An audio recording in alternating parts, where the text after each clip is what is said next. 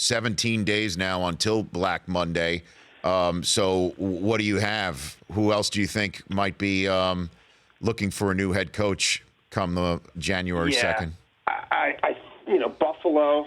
You really think Rex? I know you even said you were hearing it might have even happened the day Jeff Fisher got let go. Doug Whaley and some other people on the football operations side had gotten their way, and they've been politicking for this for weeks, according to my sources. There were people in that building who thought Sunday night, Monday morning, it was still a possibility, and Terry Pagula has weighed that, and he's had numerous people in his ear in that organization saying, let's go the last 3 games with Anthony Lynn. Let's see what he can do. Let's see what some of the other quarterbacks on our roster can do. He's not ready to go there yet.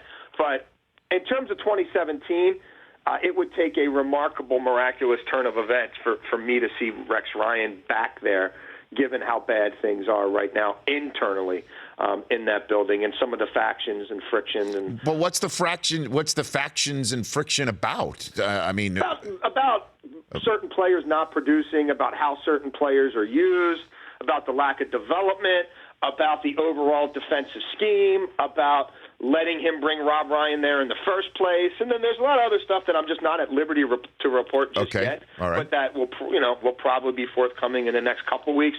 Just about issues getting guys on game day, making sure you have enough people active.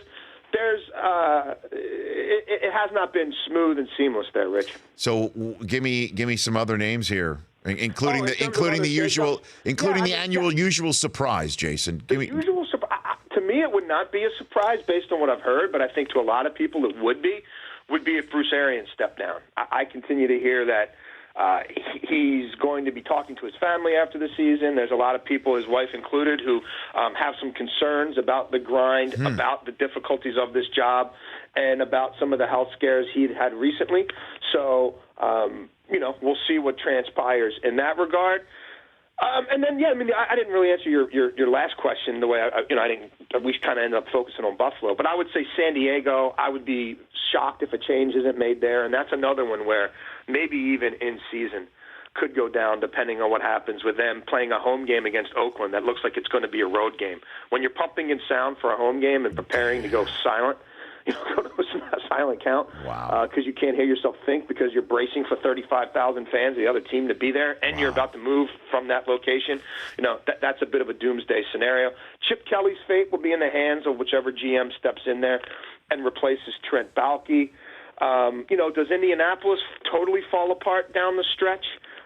We'll see. And, there's some others, I guess, maybe to be determined. But, that's probably the short list right now. The Rich Eisen Show, weekdays at noon Eastern on Audience.